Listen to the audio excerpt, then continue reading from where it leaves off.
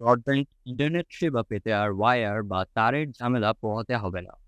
কেননা খুব শীঘ্রই তারবিহীন ব্রডব্যান্ড সেবা চালু করতে যাচ্ছে বাংলাদেশের মোবাইল অপারেটরগুলো। গ্রাহকদের 5Gর উচ্চগতির টেলিকম সেবা দিতে 2022 সালের মার্চে 123 কোটি মার্কিন ডলারে 190 মেগাহার্জ তরঙ্গ কেনে 4 মোবাইল অপারেটর। বাণিজ্যিক সেবা চালুর শর্ত দেয়া হয় 2023 সালের মধ্যে। তবে সেবা চালু দূরে থাক, নীতিমালা প্রণয়নে চলে যায় প্রায় 2 বছর। তবে আশার বাণী হচ্ছে, গত 13 ফেব্রুয়ারি লাইসেন্সের নীতিমালা প্রকাশ করেছে বিটিআরসি।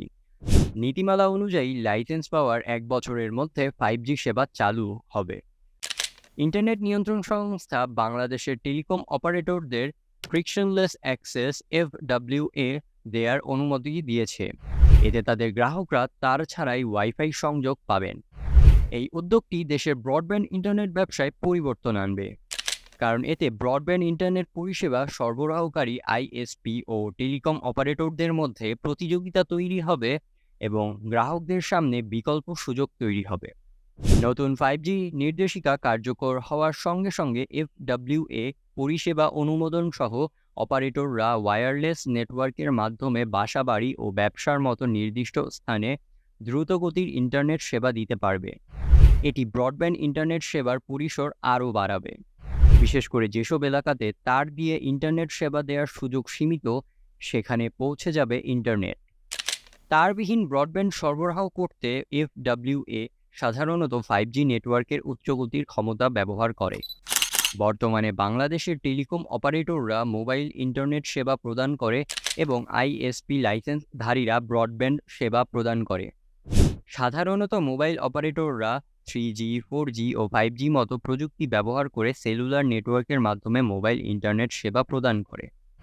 অন্যদিকে ব্রডব্যান্ড অপারেটররা তার বা ফাইবার সংযোগের মাধ্যমে ব্রডব্যান্ড ইন্টারনেট সেবা সরবরাহ করে।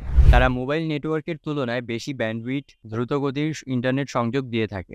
তবে এখন মোবাইল নেটওয়ার্ক অপারেটর একই ধরনের সেবা দিতে পারবে।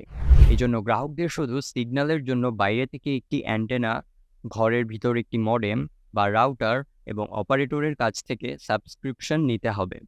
বিটিআরসির তথ্য মতে দেশে মোবাইল গ্রাহক সংখ্যা প্রায় 12,91,00,000, যার মধ্যে 11,63,00,000 মোবাইল নেট গ্রাহক।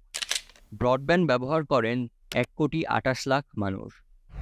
অর্থাৎ বিশাল এক জনগোষ্ঠী এই সেবায়ের আওতায় আসতে যাচ্ছে পরবর্তী বছরগুলোতে। যদি ভিডিওর শেষ পর্যন্ত এসেই পড়েন, তাহলে আশা করি আমাদের কন্টেন্ট আপনাদের ভালো লাগে।